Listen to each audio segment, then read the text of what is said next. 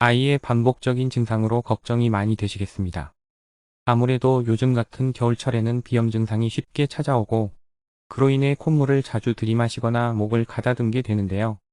사실 틱장애를 가진 아이들 중 상당수가 비염을 동반하고 있고 비염과 증상이 비슷해 초반에 많이 헷갈리는 탓에 치료 시기를 놓쳐 후반에 심해지는 케이스가 많습니다. 소아과에서 감기약을 처방받아 복용하고 호흡기 상태가 괜찮아졌는데도 불구하고 증상이 계속된다면 틱장애의 가능성이 있는지 면밀히 관찰하시어 아이의 증상을 구분하시는 것이 좋겠습니다. 보통 비염인 경우 온도차에 의해 아침, 저녁에 주로 증상이 심해지고 후비로 인한 경우 잠자리에 누웠을 때 더 심해집니다. 또 봄, 가을 환절기나 날씨가 춥고 건조한 겨울, 그리고 미세먼지가 심한 날, 더 두드러지는 경향성이 있죠. 하지만 틱 증상은 아침, 저녁 관계없이 무언가에 집중하거나 긴장이 풀어졌을 때, 텔레비전이나 핸드폰 동영상 등 매체를 볼 때 더 두드러지며 나타나는 경향이 있습니다.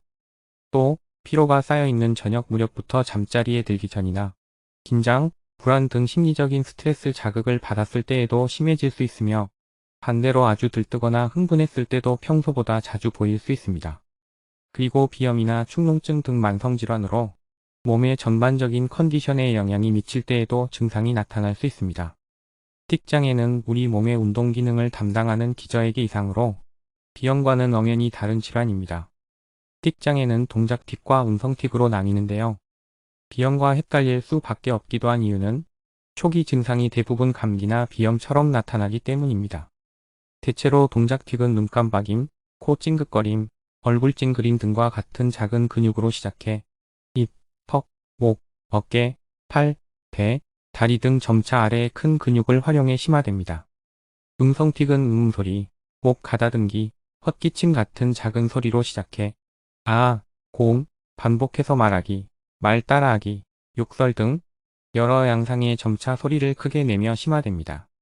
틱장애는 학령기의 전체 아동 중 약 10% 정도로 비교적 흔하게 나타나며 소아 청소년기, 성장기에 가장 많이 나타나는 질환으로 만 6세에서 8세 사이 처음 발현되는 경우가 많습니다. 일반적으로 틱장애를 가진 아이들 중 80%가량이 동작틱으로 시작되는데 시간이 흐를수록 강도나 횟수가 증가하다가 다른 부위로 옮겨가기도 하지만 도중에 음성틱이 병행되어 나타나는 뚜렛 증후군으로 진행되기도 합니다.